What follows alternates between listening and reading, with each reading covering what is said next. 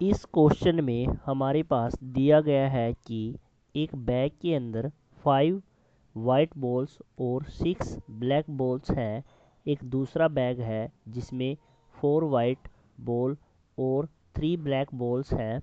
एक बॉल निकाली गई पहले बैग से और उसे बिना देखे दूसरे बैग में डाल दिया गया। इस बात की प्रोबेबिलिटी निकालो कि अगर अब एक बॉल निकाली जाए दूसरे बैग से तो यह ब्लैक कलर की होगी। चलो इस क्वेश्चन का सॉल्यूशन देखते हैं। सॉल्यूशन की पीडीएफ पाने के लिए आप मुझे मेल या व्हाट्सएप कर सकते हैं। इसमें हमें फर्स्ट बैग से बॉल निकालनी है तो यह वाइट भी निकल सकती है और ब्लैक भी, मतलब दो केस बन गए।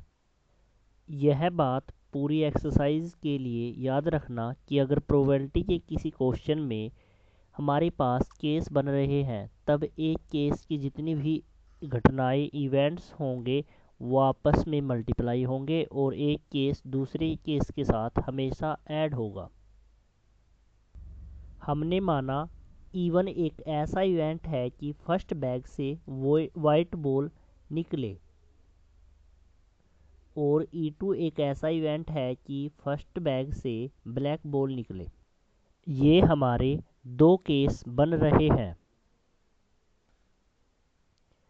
10th क्लास से ही हम पढ़ते आ रहे हैं कि प्रोबेबिलिटी का फॉर्मूला फेवरेबल नंबर अपॉन में टोटल नंबर होता है।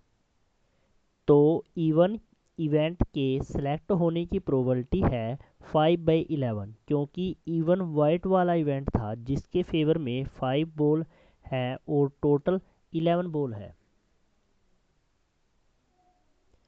ऐसे ही E2 इवेंट के सिलेक्ट होने की प्रोबेबिलिटी भी 6/11 होगी, क्योंकि E2 ब्लैक वाला इवेंट था जिसके फेवर में 6 बॉल है और टोटल 11 बॉल है। अब हमने एक ऐसा इवेंट मान लिया कि जो भी केस हमने सेलेक्ट किया है उसमें से ब्लैक बॉल निकले। तो पहले केस की अगर बात करें तो एक वाइट बॉल हमने भेजी है सेकंड बैग में, तो सेकंड बैग में से 5 वाइट बॉल हो गई है और ब्लैक 3 ही रही, इसलिए ब्लैक बॉल आने की प्रोबेबिलिटी इस केस में 3/8 हो जाएगी, क्योंकि ब्लैक के फेवर में 3 है और टोटल 8।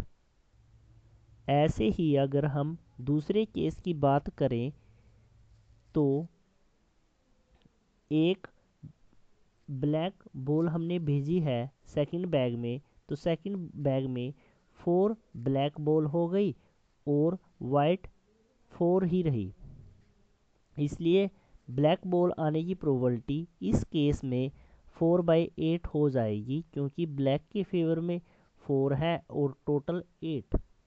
वो जो ट्रिक मैं आपको बता रहा था कि केस आपस में मल्टीप्लाई होते हैं और दूसरे के साथ ऐड, उसे बोलते हैं लॉ ऑफ टोटल प्रोबेबिलिटी। इसलिए क्वेश्चन करते टाइम हमने लिख देना है कि by law of total probability. इसलिए ब्लैक बॉल के निकलने की प्रोबेबिलिटी हो जाएगी केस E1 के सभी इवेंट्स को आपस में मल्टीप्लाई कर दो और केस E2 के सभी इवेंट्स को आपस में मल्टीप्लाई कर दो और दोनों केसेस को आपस में ऐड कर दो। प्रोबेबिलिटी E1 की थी 5/11 और प्रोबेबिलिटी A/E1 की थी 3/8। प्लस का साइन ऐसे ही प्रोबेबिलिटी E2 की थी 6/11 और प्रोबेबिलिटी A/E2 की थी 4/8। ऊपर वाले को ऊपर वाले से और नीचे वाले को नीचे वाले से मल्टीप्लाई करने के बाद हमारे पास बचेगा 15/88 और प्लस 24/88।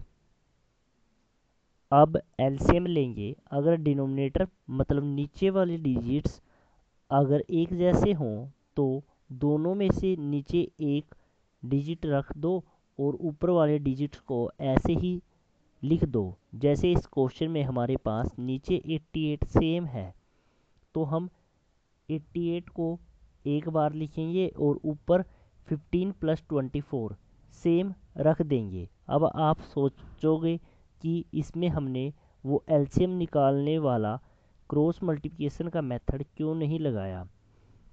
उस मेथड से भी आंसर सेम आएगा कटिंग करने के बाद। उस मेथड से थोड़ा लेंथी हो जाता है, इसलिए मैंने आपको ये सेम डिनोमिनेटर वाली ट्रिक भी बता दी है। अगर कभी भी इस मेथड से आपका आंसर गलत आ गया तो ये मेरी ईमेल आईडी है, आप मुझे मेल कर देना। मैं ज़रूर इस मेथड से आपको आंसर सेम निकाल कर दिखाऊंगा। मेल में आपको कॉन्टैक्ट नंबर ज़रूर लिखना है। अब 15 + 24 हमारे पास 39 आ जाएगा और नीचे 88 ऐसे ही, इसलिए 39/88 हमारा आंसर है।